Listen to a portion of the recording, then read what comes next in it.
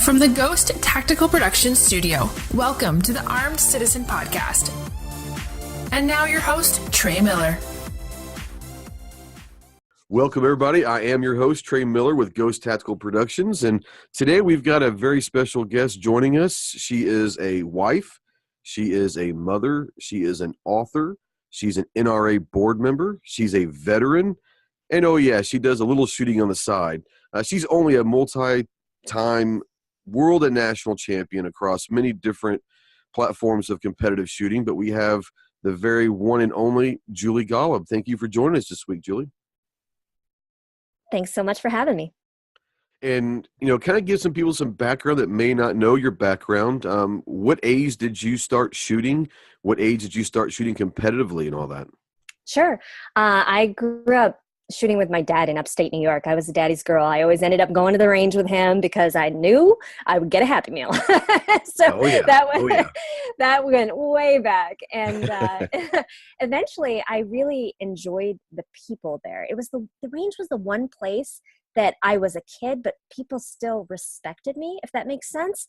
And so I fell in love with it working. And I didn't start competing until I was a teenager when I was 14 years old. But by then I had this huge foundation of safety knowledge and experience from being a range officer on the range with Dad that it was just like this natural progression. Can you maybe kind of go in a little bit depth as to what it's like to be part of a marksmanship unit, where you're pretty much practicing every day and then shooting competitions on weekends. Is that correct? For the most part. I mean, I may or may not have painted a few rocks while I was there. There you go. I understand that.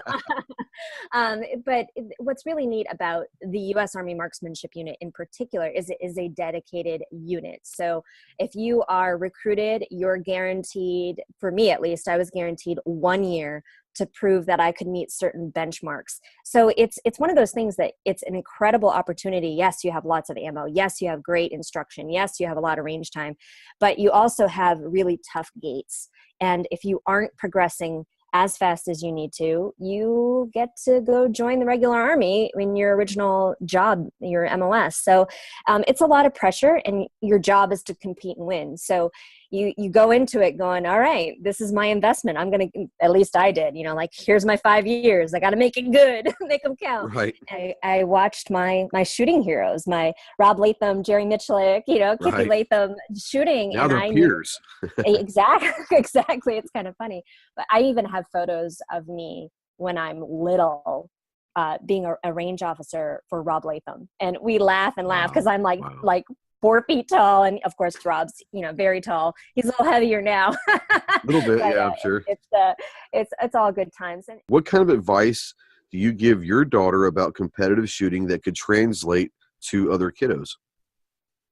So one of the big things that I'm really focused on, because it's my job, because I'm a professional shooter, a lot of people, I get a little bit more attention in some places. I obviously have sponsors, and it's been extremely important for me to, first and foremost, stress safety. I will not, if she's not focused, if she's not, feeling it, and she's starting to make those little errors in firearm safety, we're done. We're done with the session for the day. Right. But the second thing is it's all about fun. It becomes a girls' weekend for us. It's mommy-daughter time, or sometimes she shoots with my husband. It becomes that exclusive, special experience. It's not a shared experience with her sibling. It's something that we do together. What are the coolest ranges? Do you have one particular range that all over the world that you've traveled? What's like the coolest range you ever shot at? Hands down, there's an indoor range in Moscow, Russia. Oh, cool. And you can shoot up buildings in this thing. I mean, it's like they had a 2-story structure in there. It's absolutely incredible. And of course, it makes sense, Moscow's a little cold. And so a little bit. Yeah.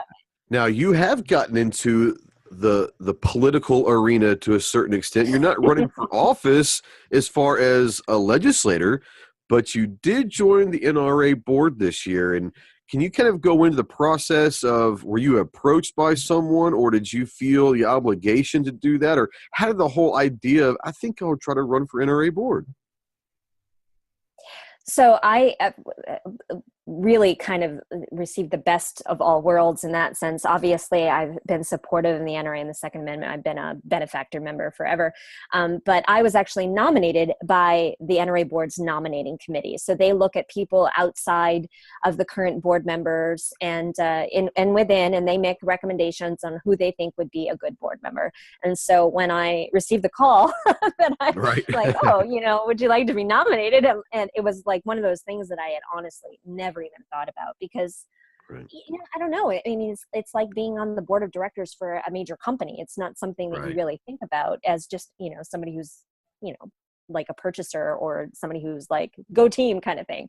Right. So it's been eye-opening. I bet it has. My first foray into politics. I think that the biggest pro and con at the same time is, being a sounding board. In a lot of ways that makes me be able to give a perspective and be helpful. But a lot of people only think of their NRA as it pertains to them and not the big picture. And so that's my greatest challenge, to say, oh yes, I hear you. I do understand. But did you know that you may not like getting a phone call from the NRA, but they're very effective for others. Right. So, No, you're right. Yeah. Well, guys, I hope you enjoyed the sneak preview of this episode of The Armed Citizen with our special guest, Julie Golob.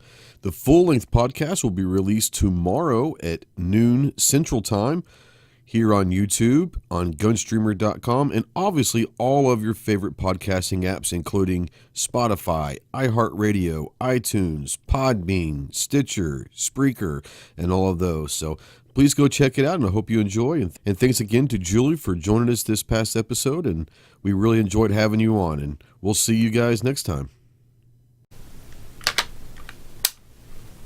Oh, hey guys, sorry, doing a little work on the AR. Thanks for watching the video. I hope you guys really enjoyed it. If you did, go ahead and subscribe to the channel. Maybe hit the notification bell and hit that like button. If you really like the video, then we ask you to go check out some videos over here and check out our website, www.ghosttactical.us. Semper Fi.